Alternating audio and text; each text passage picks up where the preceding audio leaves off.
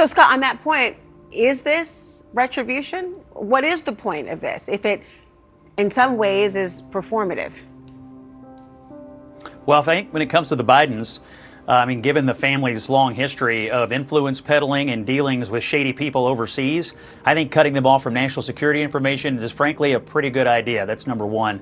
Number two, some of these people and their affiliates and the people they're associated with at the upper reaches of the Democratic Party have proven time and again that they are willing to abuse their adjacency to national security information for political purposes. We all remember the 51 intelligence people who signed the Hunter Biden laptop letter, for instance.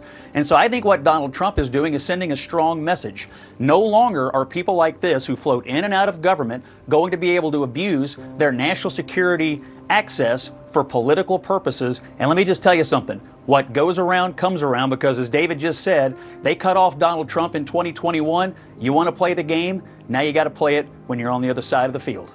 Oh, governance by karma. Well, Scott, this is also coming in a week or two, where we've seen the threats about security clearances possibly being revoked for private law firm associates and partners and beyond. But if to take your point about what goes around comes around, is there a logical end to the tit for political tat? Is this where it ends, or is more coming? Should more be coming?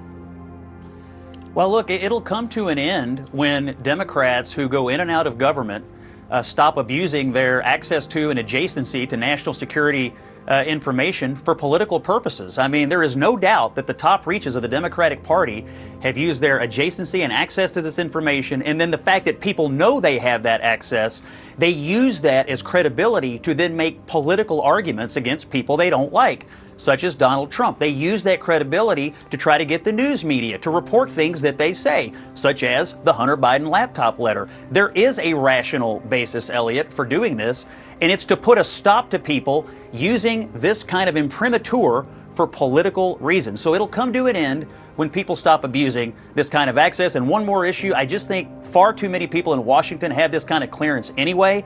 And many people in both parties have acknowledged there's too many people with security clearances.